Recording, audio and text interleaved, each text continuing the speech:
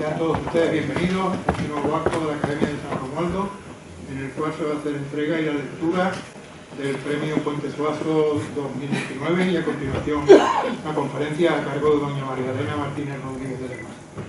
Tiene la palabra la ilustrísima señora doña Adelaida Borré, secretaria general para la lectura de la conducción de la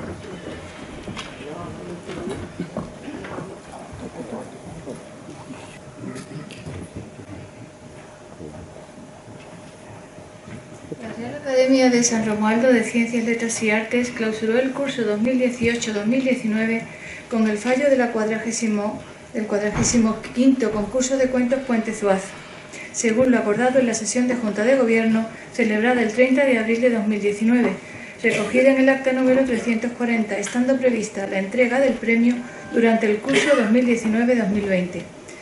Tras las conversaciones mantenidas y su aceptación, se designaron a los miembros del jurado compuesto por doña Purificación Montero Galvanche y López Orihuela, licenciada en Derecho, abogada en ejercicio y presidente de la Fundación Escritor Montero Galvanche de Sevilla; don Jesús Maeso de la Torre, doctor en Filosofía e Historia de la Universidad de Cádiz, habiendo simultaneado su actividad docente con la literatura, la investigación y la divulgación histórica, siendo autor de más de 30 trabajos, entre los que se encuentran las novelas La caja china, Comanche y Las lágrimas de Julio César; y don José Carlos Fernández Moreno, periodista, novelista, dramaturgo y académico de esta desde el 15 de noviembre de 1994, donde fue presidente durante 12 años.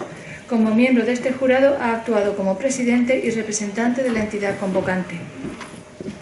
En la presente edición se recibieron un total de 164 trabajos de 31 provincias españolas, siendo Madrid, Cádiz, Murcia, Valencia, Barcelona, Ciudad Real y Sevilla las de mayor participación. También concurrieron trabajos de Argentina, Francia, Holanda y Suecia. Un jurado designado especialmente seleccionó los trabajos finalistas que se le entregaron al jurado calificador, quienes, reunidos el martes 18 de junio, tras las deliberaciones, decidieron premiar el trabajo que se recoge en el acta del fallo y que será leída a continuación. El jurado estimó hacer constar la calidad de los trabajos presentados. Solicitamos la presencia de don José Carlos Fernández en representación del jurado para la lectura del acta. Desafortunadamente estaba previsto que los tres miembros del jurado estuvieran hoy aquí, pero por circunstancias sobrevenidas, doña Purificación Montero Galvanche y don Jesús Maeso de la Torre no han podido venir. En este caso, José Carlos Fernández Moreno pasará a la lectura del fallo.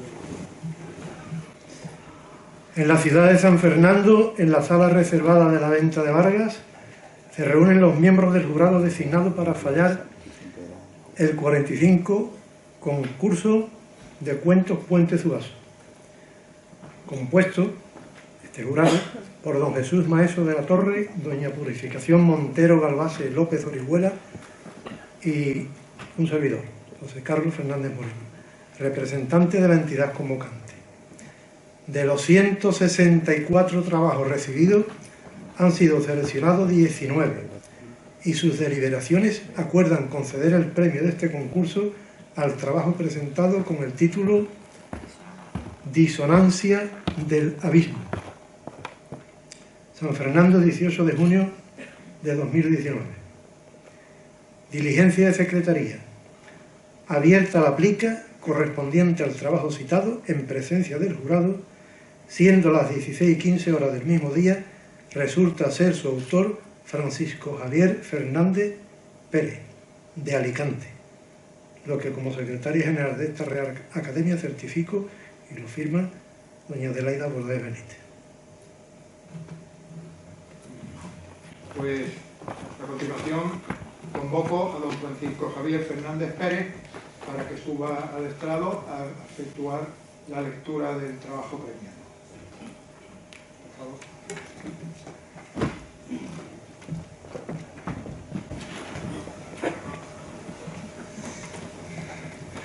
Bueno, buenas tardes a todos. Y yo, antes de leer el trabajo, quería agradecer a la Real Academia de San Romualdo pues por todo el trabajo que han desarrollado para llevar a cabo este concurso, agradecer a los miembros del jurado el haber tenido a bien premiar el trabajo y nada, bueno, y una mención especial para Elena, que me ha animado a venir aquí. Se lo agradezco porque hemos estado dando una vuelta por San Fernando y nos ha gustado mucho. Así que nada, voy a proceder al trabajo, a leer el cuento, espero que les guste.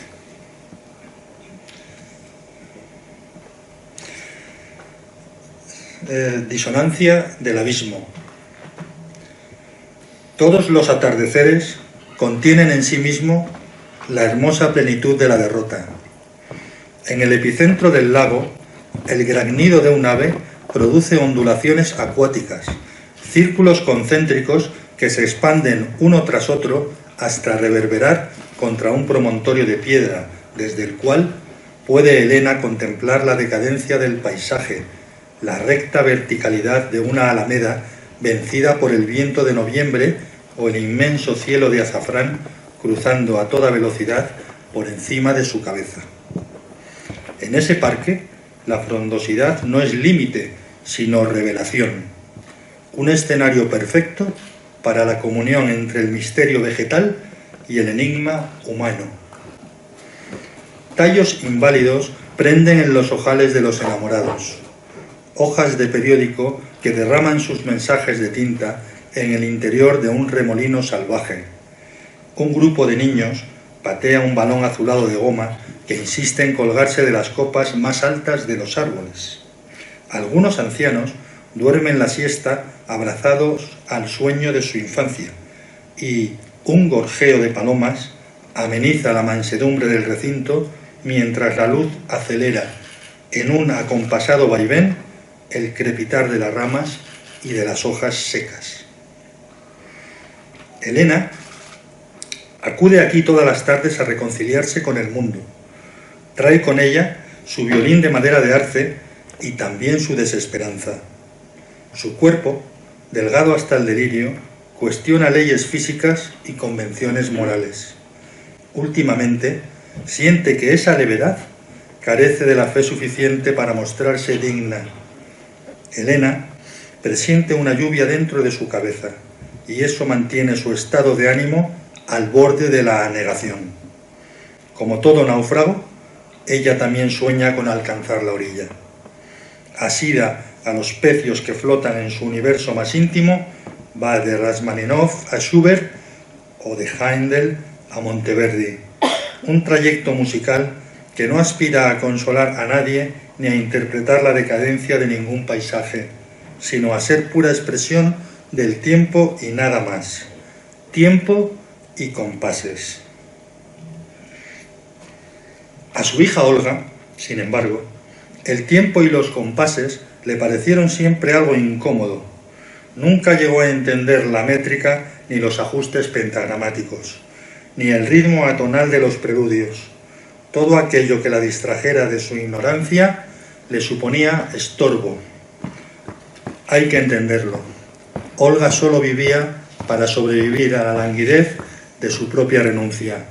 Era por eso que la música conmovía su alma de manera instintiva, casi proverbial. Todas las tardes, mientras planta el atril de platillo bajo la sombra de algún sicómoro, Elena persigue con la mirada los movimientos zigzagueantes de las lagartijas. A continuación, minuciosamente despoja el violín del cuero que lo protege y coloca el grueso de las partituras sobre el soporte metálico en un orden preestablecido. Sujeta con la barbilla la caja del instrumento y, mientras la mano izquierda se encorva sobre la delgadez del tronco, la derecha sostiene el arco en posición de clara amenaza. Es a partir de ese momento cuando comienzan a sonar los acordes del capricho número 24 de Paganini, como preludio de una tristeza prolongada. Elena repite invariablemente este ritual todos los atardeceres. Es su manera de enfrentarse al caótico escenario en el que vive desde que murió su pequeña Olga. La pequeña Olga siempre fue igual de pequeña. Nació grande, pero ya nunca más creció. Los médicos extendían su sabiduría a lo largo de su maltrecha espina dorsal. Las enfermeras abrazaban el algodón de su vientre y cosquilleaban sus axilas, pero Olga negaba a todos la sonrisa como quien niega una equidistancia o una imperfección. Al año de vida, había el destino trazado ya un vertiginoso descenso en las ganas de vivir de la niña.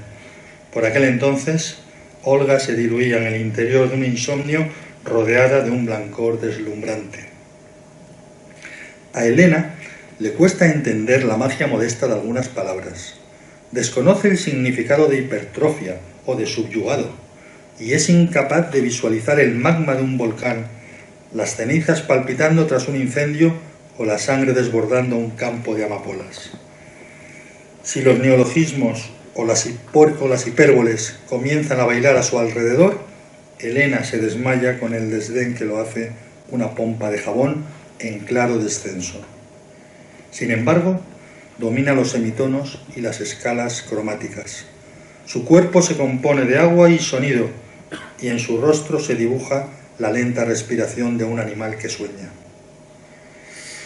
A los 4 años de edad, la pequeña Olga ya vigilaba la estratosfera de las personas que la observaban desde ese ángulo provisorio que su posición horizontal en el camastro le permitía, y sopesaba la bondad o la maldad de las cosas desde el arterial recorrido que las emociones trazaban en su imaginación.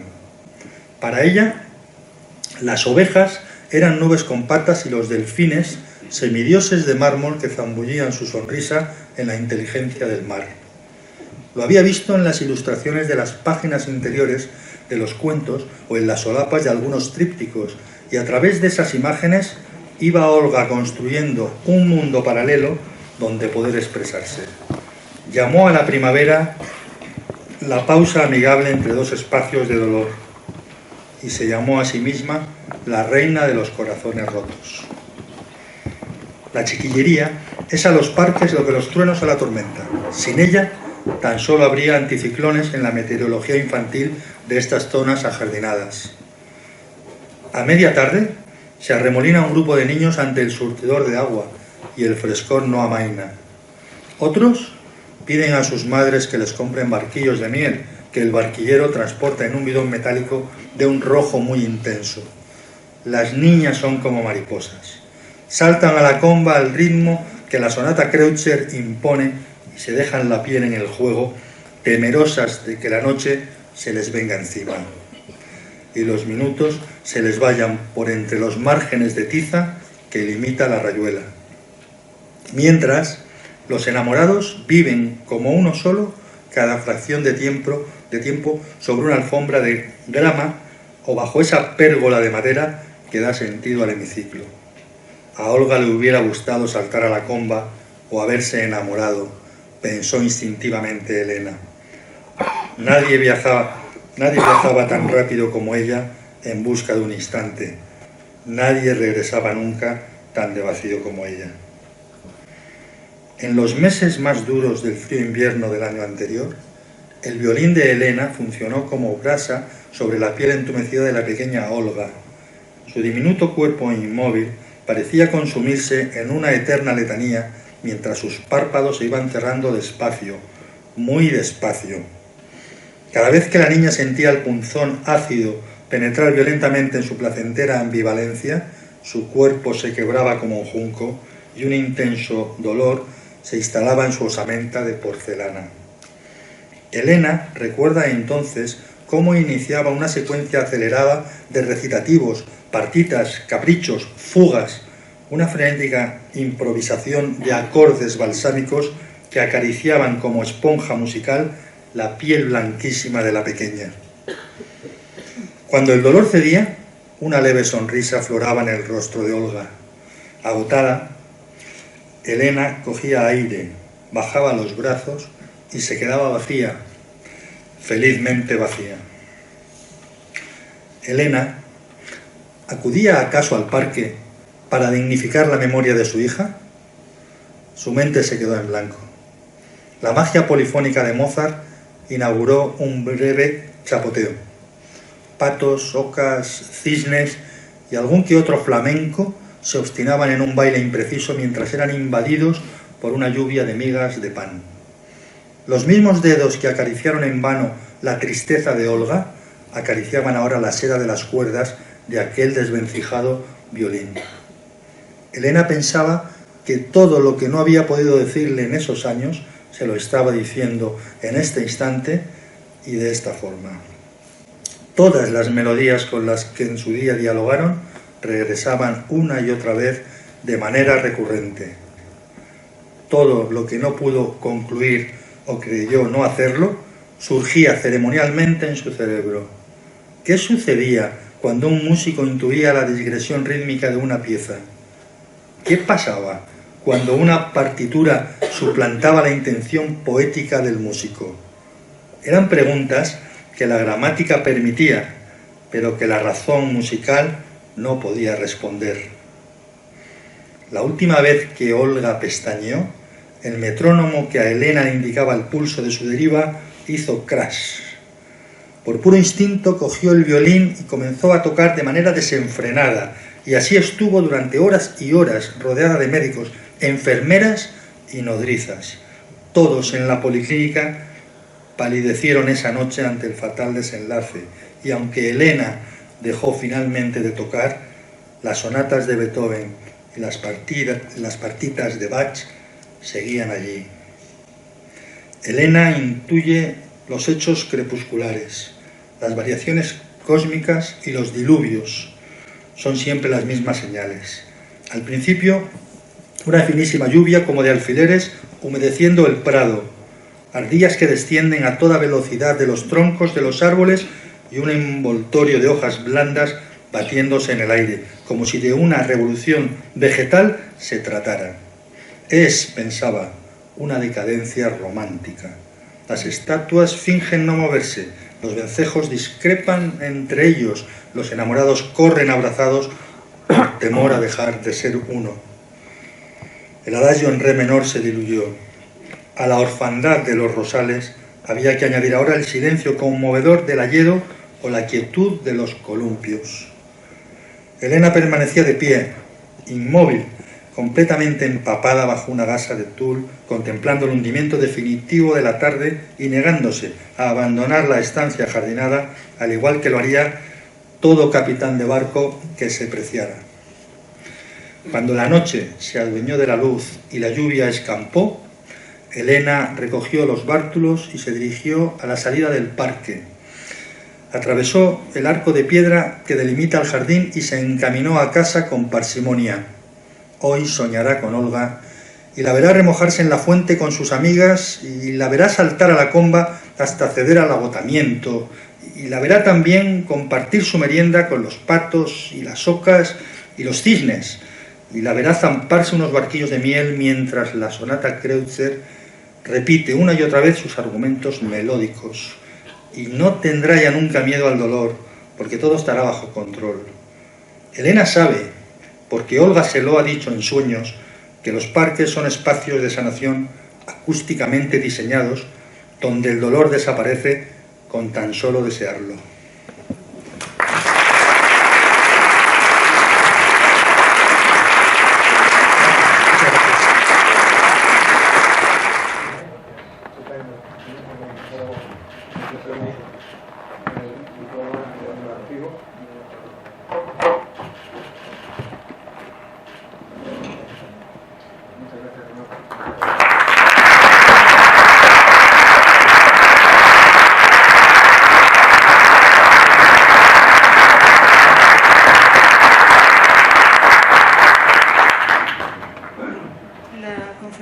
Si las piedras hablaran, a cargo de la ilustrísima señora doña María Elena Martínez Rodríguez de Lema.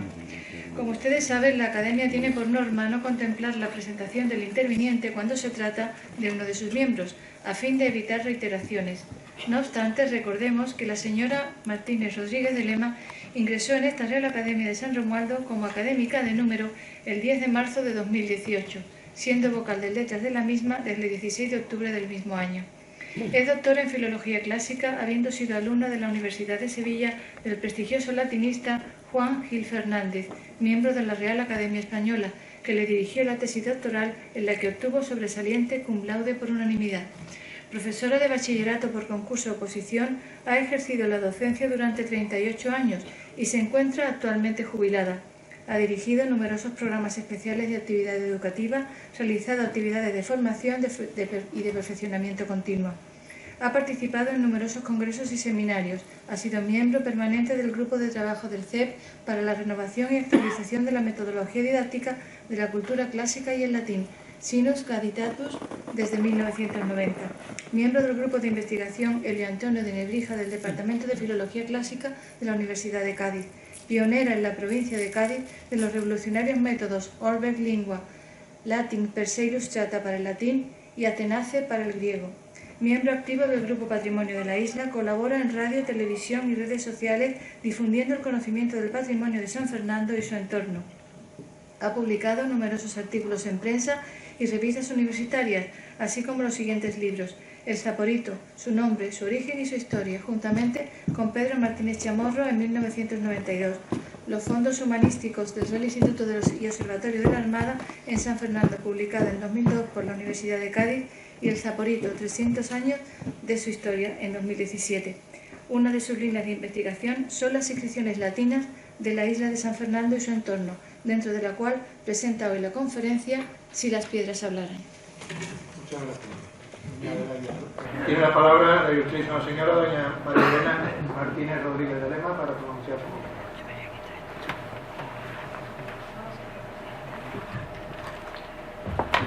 Autoridades, compañeros académicos, Francisco Javier, nuestro premiado, amigos todos, si las piedras hablaran, usarían la lengua de los dioses. Desde que existe la escritura, el hombre ha querido dejar constancia de sus hechos a la posteridad, entendiendo que lo mejor era hacerlo sobre materiales resistentes expuestos a la vista de todos, preferentemente en edificios y monumentos públicos. La ciencia que estudia este tipo de inscripciones es la epigrafía y tiene por objeto la interpretación filológica e histórico-artística, tanto en la forma como en el contenido de las inscripciones o epígrafes que han conseguido perdurar hasta hoy. En la antigüedad, hasta el siglo III después de Cristo, se colocaban en los obeliscos egipcios, en las salas sagradas o en los templos de las primeras culturas. En Roma aparecen normativas públicas, censos de ciudadanos, listas de todo tipo, expuestas en tablillas, placas, lastra, etcétera, en los teatros, anfiteatros, circos, foros, basílicas e incluso en las calzadas para conocimiento de la población. También aparecen inscripciones funerarias o bien honoríficas que ensalzan a los personajes públicos, vivos o muertos, en monumentos conmemorativos como los arcos del triunfo. La Edad Media conserva el desarrollo epigráfico siguiendo un formulario de influencia cristiana. Sería imposible hacer hic et nunc un repaso de la evolución de la epigrafía hasta nuestros días. Solamente diremos que la tremenda revitalización de la cultura grecolatina durante el Renacimiento trajo consigo la emulación del mundo clásico como símbolo de perfección y como modelo cultural.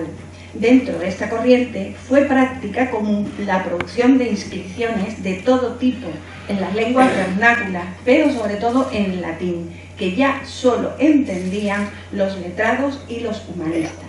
Sin embargo, no por ello dejaban de emitir un mensaje supraintextual a los demás. Hoy día se siguen colocando inscripciones sobre edificios públicos e iglesias, etc., buscando la solemnidad y el prestigio que la imagen de una inscripción latina confiere. Acabamos de asistir a la lectura de la convocatoria número 45 del Premio Puente Suazo, que lleva el nombre del monumento isleño más antiguo y emblemático que poseemos. Las piedras de este puente, ostioneras por supuesto, tantas veces olvidadas, mutiladas y saqueadas, consiguen permanecer en pie. Quizás ellas nos revelarían sus desconocidos orígenes, sabedoras de la importancia de haber sido durante milenios el único punto de unión por tierra de la isla y Cádiz con el resto del mundo. Nos hablarían de su primigenia función como sostén sobre el caño para que los bien dispuestos atanores del acueducto pudieran llevar el agua hasta Gades. Nos hablarían también de Aníbal, de Julio César y de Balbo y de la vía Heraclea, a la que también sostuvo para que tan ilustres personajes pudieran cruzar el caño de las piedras sagradas, es decir, de Santipetri, hasta el templo de Hércules. También nos hablaría de Juan Sánchez de Suazo, que le dio nombre, y de la heroica resistencia ante los franceses en la Guerra de la Independencia, en la que fue él mismo el límite de la España libre. Pero desgraciadamente no se nos ha conservado ningún documento epigráfico de tantos acontecimientos históricos de los que sus piedras fueron testigos. En este sentido, otros monumentos isleños han tenido más suerte y han conservado escrito sobre sí mismos la historia que presenciaron. Nosotros, hoy, aquí, pondremos dos ejemplos, solamente dos, por razones de tiempo, pero muy relacionados entre sí, haciendo con ello un homenaje a nuestro veterano puente.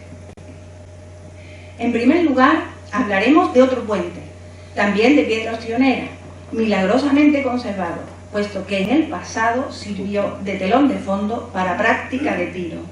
Nos referimos al puente de Ureña, más pequeño y menos conocido que el puente Suazo, pero también de gran belleza. Se encuentra hoy día bastante escondido detrás de la población de San Carlos, donde fue situado en este ambicioso proyecto borbónico como parte de la transformación que estaba sufriendo la Real Isla de León en el siglo XVIII para convertirse en capital de departamento marítimo. Servía de paso sobre el caño construido con el fin de que las pequeñas embarcaciones civiles pudieran llegar al puente Suazo sin pasar por el Arsenal de la Carraca. El proyecto pretendía construir prácticamente toda una nueva ciudad dentro de la isla de León. Fue encargado a Sabaldini, modificado por Imperial Ligueri y más tarde, como saben todos ustedes, también a Gaspar de Molina y Saldívar, tercer marqués de Ureña, que le dio nombre y quien realizó en él una obra de estética neoclásica con una fábrica de piedra bien labrada en un puente de un solo ojo de arco peraltado. Sobre las piedras clave de cada lado se colocó una cartela enmarcada bajo un dintel y estolas laterales esculpidas con una decoración de círculos sobrepuestos en columna y rematadas con 3 borlones cada una. En la cara de levante decía: reinando Carlos IV, año de 1792. De esta manera paga su tributo al quinto rey de la dinastía borbónica, en cuyo reinado se concluyó su construcción, que heredó el proyecto de su padre Carlos III, quien fue verdaderamente el epicentro de la Ilustración española. Actualmente esta inscripción se encuentra muy desgastada.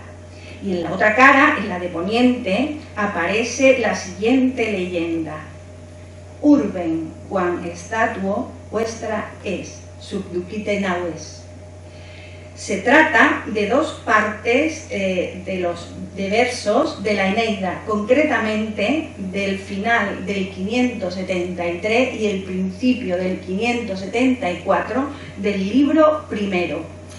La Eneida, obra seguramente muy conocida de todos ustedes, pero estos versos fueron muy bien escogidos y con un hondo significado muy apropiados para el lugar que ocupan.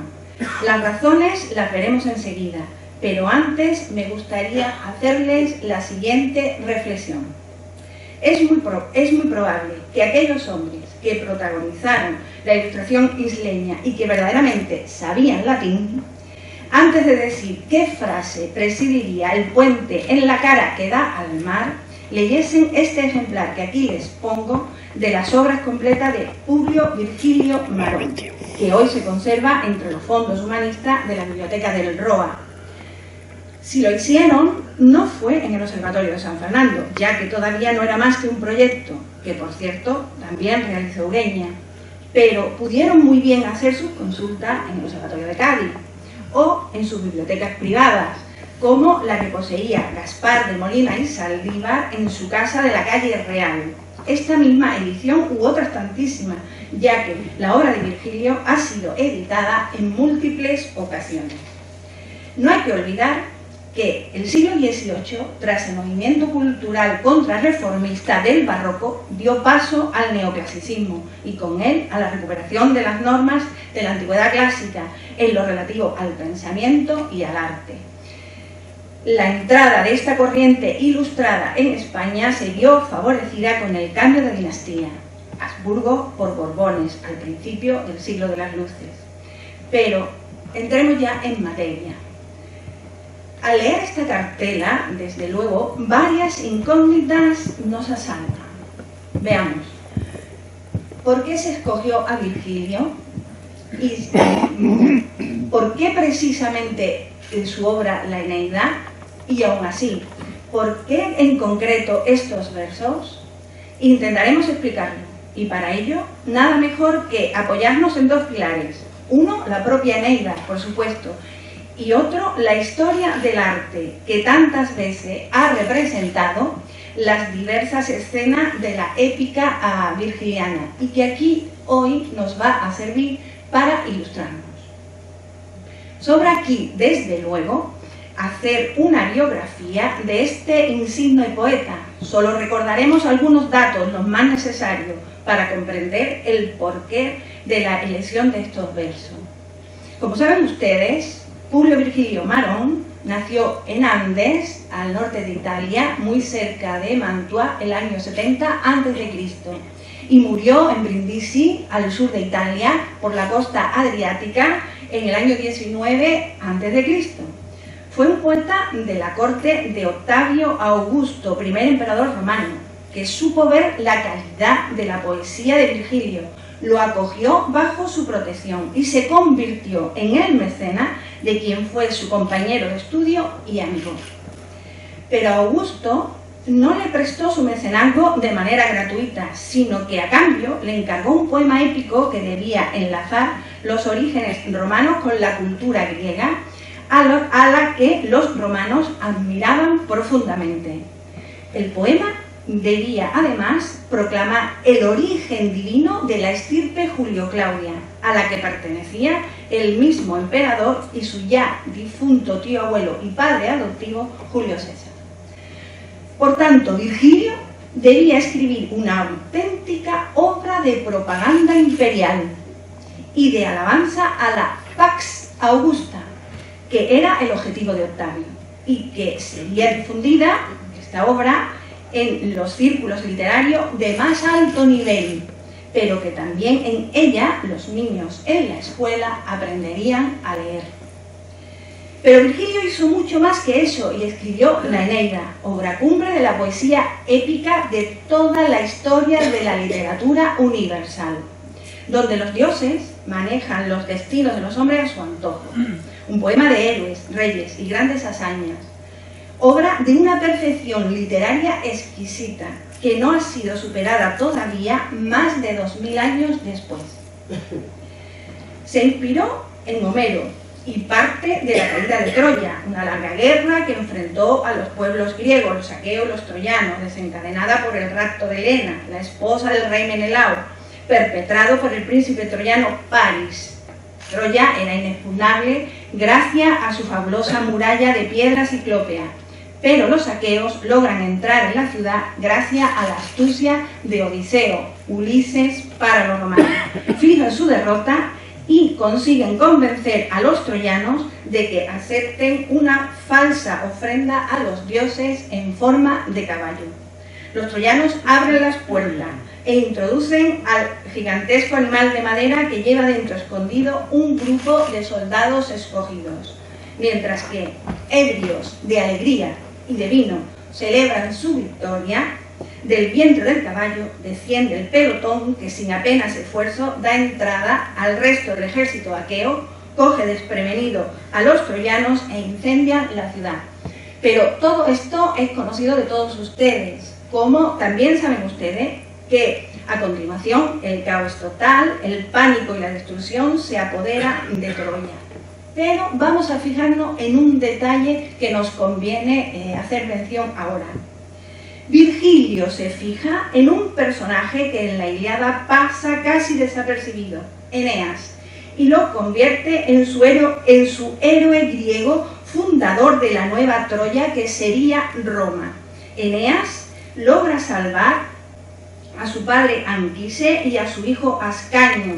Su esposa Creusa se pierde entre el gentío. Esto debe suceder así para que se cumplan los designios de los dioses, ya que en el futuro Eneas debería unirse a la princesa latina Lavinia, una nueva esposa y un nuevo linaje en una tierra nueva y lejana.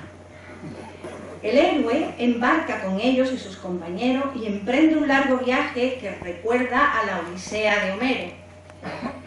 Pero la todopoderosa diosa Juno alberga en su corazón un rencor y un odio profundo a los troyanos, desde el famoso juicio de París, en el que fue vilmente humillada por este príncipe, que prefirió la belleza de Venus, entregándole la manzana de la discordia a la diosa del amor y de la belleza, y despreciando a la todopoderosa esposa de Júpiter. Por tanto, urde su venganza, y cuando las naves de Enea y sus compañeros habían ya rodeado Sicilia y estaban a punto de hacer la travesía por el mar Tirreno hasta el Lacio, pide ayuda a Éolo para que suelte la furia de los vientos y hunda las naves de Eneas. De esta manera se produce una fuerte tempestad que los sacude violentamente y los hace naufragar. Varias naves son destrozadas y se ven flotar entre las olas algunos cuerpos de los troyanos y algunos de los tesoros que transportaban consigo. Pero he aquí que Neptuno oye el estruendo de la flota de Eneas desparramada entre las olas.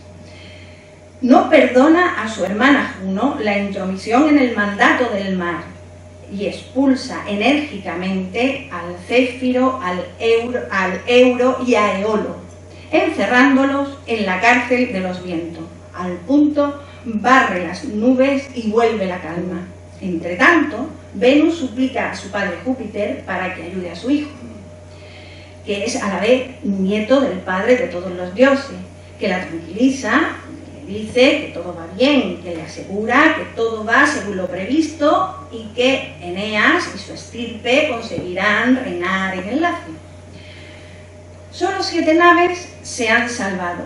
En ellas, Eneas y algunos de sus compañeros logran acercarse a la orilla y desembarcar a ciegas en tierra firme pero desconocida, náufragos por el rencor de Juno, pero salvados por el amor maternal de Venus. Entonces el héroe, en compañía de su fiel amigo Ácates, decide explorar el territorio al que han llegado, y su madre Venus, como siempre, está dispuesta a ayudarlo. Se hace la encontradiza disfrazada de muchacha y le informa de que ha llegado al reino púnico, donde la soberana Dido, procedente de Fenicia, está levantando una nueva ciudad. Ella es la viuda y sucesora del rey Siqueo, a quien su hermano Pigmalión asesinó en Fenicia. Por este motivo hubo de salir huyendo para fundar la nueva Tiro, que sería Cartago. Luego llegan a esta ciudad, todavía medio construir, y esperan a la reina al pie de un espacioso templo. Cuando ella aparece, su belleza les nubla, y tras presentar sus respetos y referirle sus desventuras, son acogidos bajo la hospitalidad de la soberana. Mientras tanto, Venus estaba poniendo en marcha otro nuevo plan. La reina debía enamorarse perdidamente de Eneas. Para ello, nada como la ayuda de su obediente hijo Cupido, que solícito siempre con su madre, disparó sobre ella, sobre Dido, su flecha, pero la de la punta de plomo. Así, irremediablemente, el amor entre Dido y Eneas sería imposible y desgraciado. Todo esto estaba sucediendo mientras que ella, Dido, se sentía, como decimos, pinchada por la flecha de Cupido, aunque desconocía cuál era el metal de su punta. Por eso respondió así a las palabras de Eneas. Voltis is mecum pariter consideris regnis? ¿Deseáis asentaros aquí conmigo en estos reinos? La pregunta de la soberana significa todo un ofrecimiento de ella misma y de su territorio a los recién llegados. Por tanto, se produce un gran silencio entre los asistentes. Nadie se atreve a hablar. Entonces, la reina, tomando la palabra, se responde a sí misma delante de todos. Urben quam statuo vuestra es, subducite naves. La ciudad que estoy levantando es vuestra. Sacad a tierra vuestras naves. Es decir, dejad las embarcaciones en seco, ya que no vais a necesitar navegar más, porque os ofrezco mis tierras para que os quedéis aquí con nosotros, no como extranjero. La reina usa la palabra latina pariter, es decir, en condición de igualdad. Se trata de una frase puesta por Virgilio en boca de una mujer, Dido. En el siglo XVIII es verdaderamente insólito y extraordinario que presida la entrada por mar a una población militar, la de San Carlos, una frase de un personaje femenino esculpida en piedra de mármol con palabras de acogida y hospitalidad. Esta lectura nos hace pensar en los hombres que vivieron la Ilustración isleña y tomaron las decisiones en la realización del proyecto de la población de San Carlos. Al menos en cierta medida, se adelantaron en su época en cuanto a la falta de prejuicios hacia el sexo contrario. Poseían una gran sensibilidad artística, gran conocimiento de la literatura latina y decidieron dejar plasmado ese verso en la cara oeste del puente de Ureña, donde permanece, aunque muy desgastado, 227 años después, pero más de 2000 desde que fue escrito por Virgilio. Es la cara que da al mar, la que debía recibir desde la bahía a los marineros que en sus embarcaciones pasaban bajo el puente de Ureña. Esos marineros, como los troyanos en Cartago, también entraban en una ciudad que se estaba construyendo, y el puente de Ureña los recibía con los brazos abiertos, como Dido a Eneas y a sus compañeros, invitándoles a quedarse, en un momento en que la Real Isla de León necesitaba de toda clase de profesionales y mano de obra para llevar a cabo el proyecto de la población de San Carlos. Los isleños de entonces desconocían el destino de esta nueva población, que pronto se vería truncado por los avatares históricos. Dido también desconocía el destino que los dioses habían preparado para ella y Eneas, y que pronto su recién nacido amor acabaría en desgracia. Eneas se marchó y la reina no lo pudo soportar, entregándose a la muerte por su propia voluntad. La amargura de este amor truncado fue el origen poético y mitológico del profundo odio que en el futuro se tuvieron las entonces dos naciones más importantes del Mediterráneo y por tanto del mundo, Roma y Cartago. Fue también el origen de las guerras púnicas, origen del juramento de odio eterno de Aníbal en contra de Roma y los romanos, base de la premisa que hizo famosa Catón: Cartago delenda es. Es decir, Cartago debe ser destruida, debe ser completamente aniquilada, no debe quedar en ella piedra sobre piedra. Así también, el espíritu de la guerra revoloteaba ya muy cerca por encima del puente de Ureña. Pero volvamos a nuestra historia. Lleno de dolor, nuestro héroe abandona a Dido, sin saber que estaba ella misma, preparando su pira mortal. Él es el Pius, es decir, el querido de los dioses, es el piadoso. y debe cumplir el destino que ellos le han designado. Pero nosotros debemos seguir con Eneas todavía un poco más para hablar brevemente de ese segundo ejemplo que al principio les hemos prometido. Las naves son de nuevo aparejadas y con la llegada de los vientos favorables los troyanos zarpan y por fin cruzan el Tirreno y atracan en Cumas, donde desembarcan. Suben por el bosque de Trivia, llegan al dorado templo de Apolo, muy cerca de la caverna donde moraba la Sibila, que daba paso al reino de Plutón y de Proserpina. Lo primero de todo, faltaría más, es cumplir con los ritos sagrados debidos a los dioses, pero luego, inmediatamente, se dirigen a presencia de la Sibila que los había hecho llamar. Ella, en trance divino, ve el futuro y confirma la unión de Eneas a una princesa extranjera, pero también le advierte que habrá de sufrir horrendas guerras. Eneas no se asusta del futuro que le espera, solo suplica a la Sibila un don, la gracia de volver a ver a su difunto padre.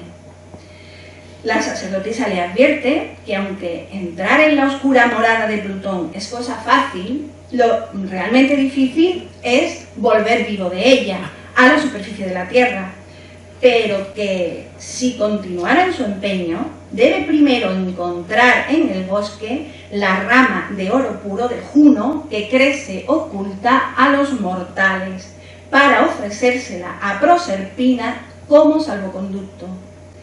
Al instante aparece una pareja de palomas blancas en las que el héroe reconoce la ayuda de su madre Venus, quienes le guían hasta el punto del bosque donde se esconde la rama de oro.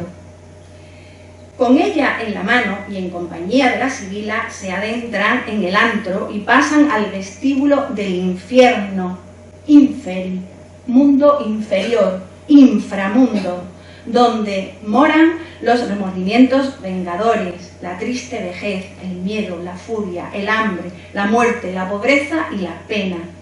Y en las orillas de la laguna Estigia contemplan a los que han muerto sin recibir sepultura, desdeñados por Caronte, un espantoso barquero lleno de mugre que navega de una a otra orilla del Aqueronte, transportando solo a las almas que pagan el óbolo. Sin embargo, a ellos les cortan el paso, pues claro está, porque estaban vivos. Entonces la sacerdotisa muestra la dorada rama y lo convence de que les permitan seguir adelante. Antes de llegar al Tártaro, se topan con los ladridos 3 veces estruendosos de Cerbero, su guardián, cuyo propietario es el mismísimo Plutón. Oyen los llantos de las almas de los niños muertos sin apenas vivir, los inocentes condenados, y entre ellos, avanzando, ve a Dido. Llora, le pide perdón, le suplica, pero ella le vuelve el rostro y sigue adelante. Por fin llegan a la entrada del Elíseo. Prende la rama de oro en el dintel, cumpliendo su deber para con Proserpina y así asegurarse el regreso al mundo de los vivos. Y allí, en la región del gozo, donde todo es aire fresco, luz, campos verdes y donde los cánticos de alegría se oyen por doquier, contempla la felicidad de los que sufrieron heridas por la patria, de los castos sacerdotes, de los que ennoblecieron sus vidas por las artes y de los que lograron que los hombres los recordaran por hacer el bien. Y en el fondo de un valle verde brillante, sobre una gran piedra, se hallaba su padre Anquise, el que fue elegido por Venus para yacer con ella, una diosa unida a un mortal que le engendraron como hijo de doble naturaleza, mitad divina, mitad humana. El abrazo entre padre e hijo desborda aún más, si cabe, la poesía de Virgilio. A A partir de este momento, Anquise va relatando a Eneas el futuro que espera.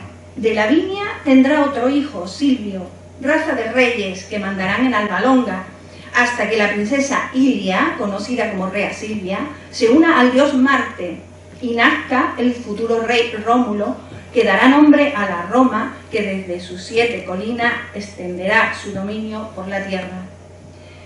Por la parte de su hijo Julo, Ascanio, vendrá la estirpe Julia, y de su descendencia nacerá Julio César, y luego César Augusto fundará la Edad de Oro en los campos del Lacio, donde Saturno reinó un día, extendiendo su imperio hasta los Garamante y los indios.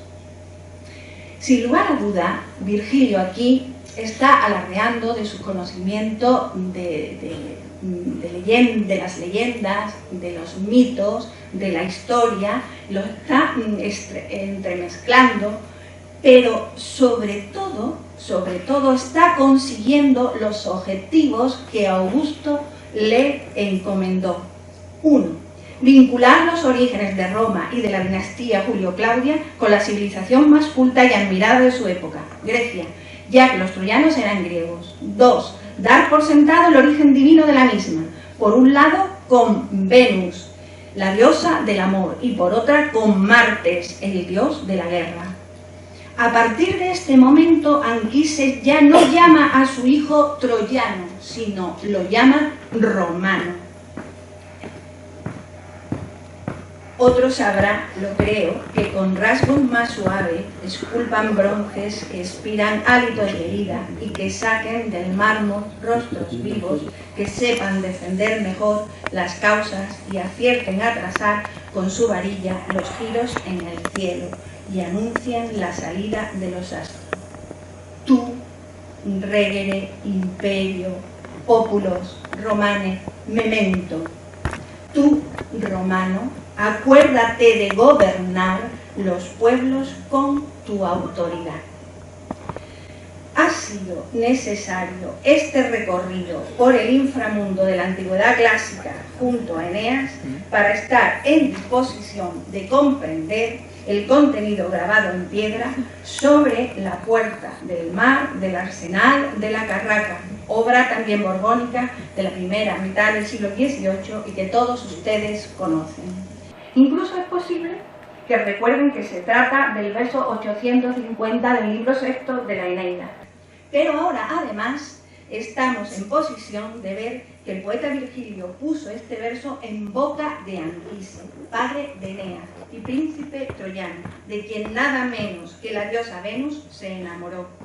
Lo representa ya como un anciano venerable que habla a su hijo con amor de padre, pero también con la voz de la experiencia, para que no olvide que es un semidios y debe entender y cumplir su destino.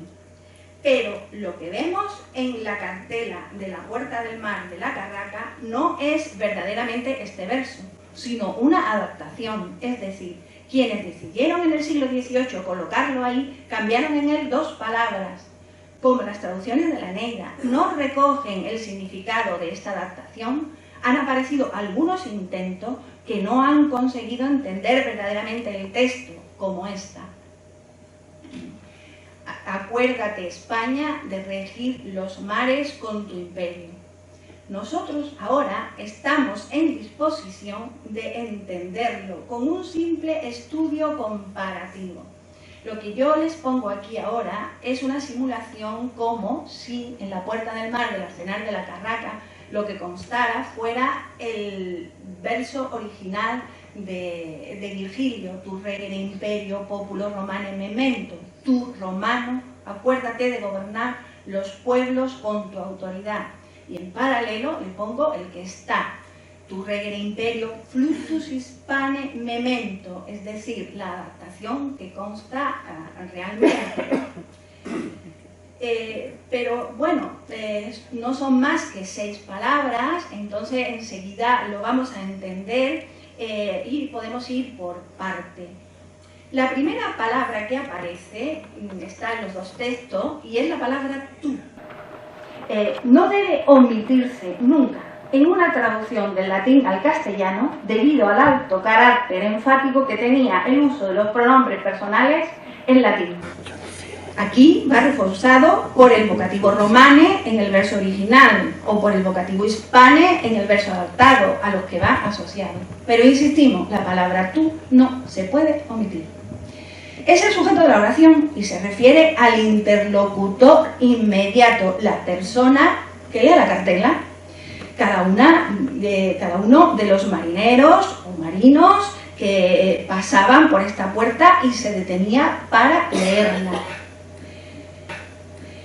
La segunda palabra es regere y también consta en los dos textos, no tiene mayor problema, significa gobernar.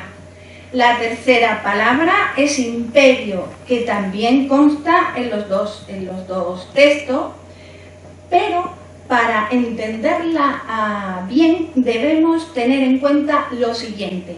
Hemos dicho que Virgilio murió en el año 19 a.C., pero comenzó a escribir la Eneida 16 años antes, cuando Roma era todavía formalmente una república y quedaban 9 años para que Augusto, primer emperador, empezara su gobierno. Hay que pensar que en esta época no estaba todavía en la conciencia de los romanos, y menos en la de Virgilio, el concepto de que había un emperador que gobernaba el Imperio Romano. Este concepto fue establecido muy posteriormente por los historiadores. Esto quiere decir que la palabra imperio aquí no significa imperio con mayúscula, sino autoridad, mando, es decir, es un falso amigo entre el latín y el castellano.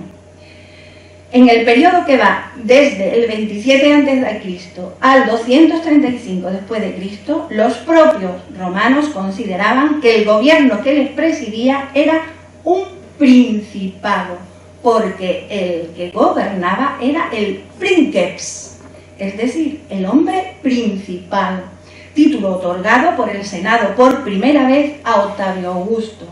Todavía no existía la idea de imperio y de emperador. El Principado romano no es más que el periodo de evolución de las instituciones republicanas a las imperiales. Pero sigamos con nuestro texto. La cuarta palabra en el verso original es pópulo, que no vamos a hacer ninguna analítica, morfosintáctica ni nada de eso porque no hace falta. Simplemente vamos a decir que está en plural y es el complemento directo y significa pueblo. Es una de las dos palabras que se cambiaron.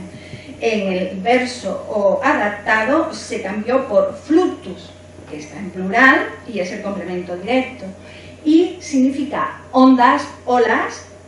Se puede admitir muy bien la traducción de mares en el lenguaje poético.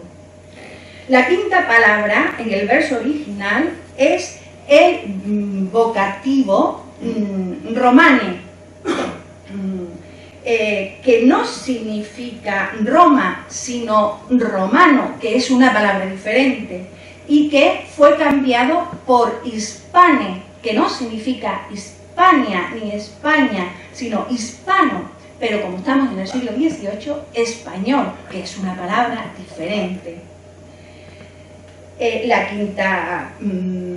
La última palabra es el imperativo memento, un potente imperativo, que significa acuérdate, ten presente, y aparece igual en ambos textos. Por tanto, la traducción sería: tú, español, acuérdate de gobernar los mares con tu autoridad. Son palabras de paz, no de dominio imperial, ya que Anquises, desde el Elisio, es decir, desde lo que era el cielo en el mundo clásico, explica cómo se debe aplicar esa autoridad para gobernar en los versos inmediatamente sucesivos. Estas serán tus artes: imponer leyes de paz, conceder tu favor a los humildes y abatir combatiendo a los soberbios. Con ellos, con estos versos, ponemos las palabras de la Puerta del Mar en su contexto, que es como mejor se entienden. Terminando ya, debemos decir que en la Puerta del Mar de la Carraca, el verso que consta es un verso bien construido, no es un atisma canónico, como se ha dicho, que demuestra conocimiento de la lengua latina, totalmente en paralelo con el hexámetro original de Virgilio. Conserva la melodía del ritmo dactílico y como las palabras de Anquises vinieron del más allá para profetizar el futuro. Señores, la historia ha tenido siempre sus razones políticas, económicas, sociales, pero la poesía necesita de razones menos recias, más jugosas y espirituales, y el mito ennoblece cualquier actuación humana y encaja perfectamente en ella, logrando entremezclarse con el rigor histórico. Dido fue expulsada de su patria Tiro por el asesino de su marido, pero construyó una nueva Tiro en Cartago. Vencida Troya, Eneas llegó a presencia de Dido, pero su destino no estaba junto a ella, sino en el Lacio, donde surgiría una nueva Troya, que sería Roma, mandato divino de futuro que recibió por boca de su padre Anquises.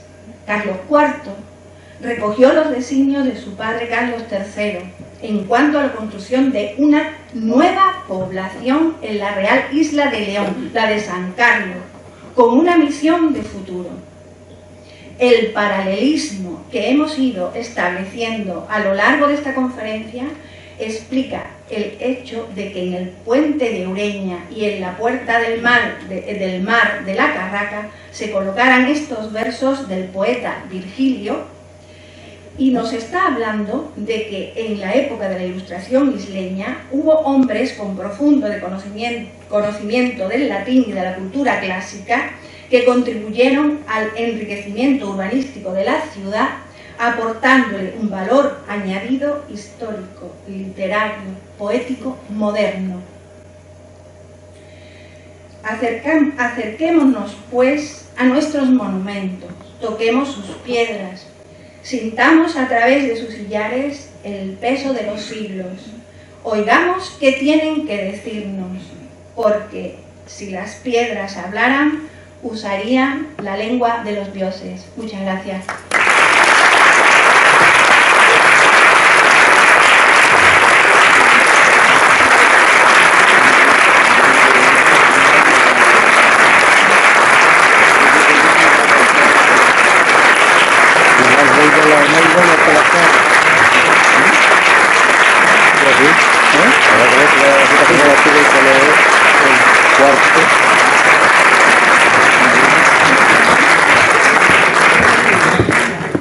Enhorabuena por esta extraordinaria conferencia de doña María Elena Martínez Rodríguez de Lecce. Todos los que no sabemos lo de tu regere imperio fluctus de Spani Memento, ya sabemos algo. Bien. Muchas gracias. Una oportunidad tener este foro en la academia para poder exponer lo que a una le apasiona. Enhorabuena al ganador del premio Puente Suazo. También agradezco la presencia de las autoridades, de las senadoras, de la primera ministra de la Cabeza, de la delegada de Cultura, autoridades militares, de la Justea y de los senadores. Bien.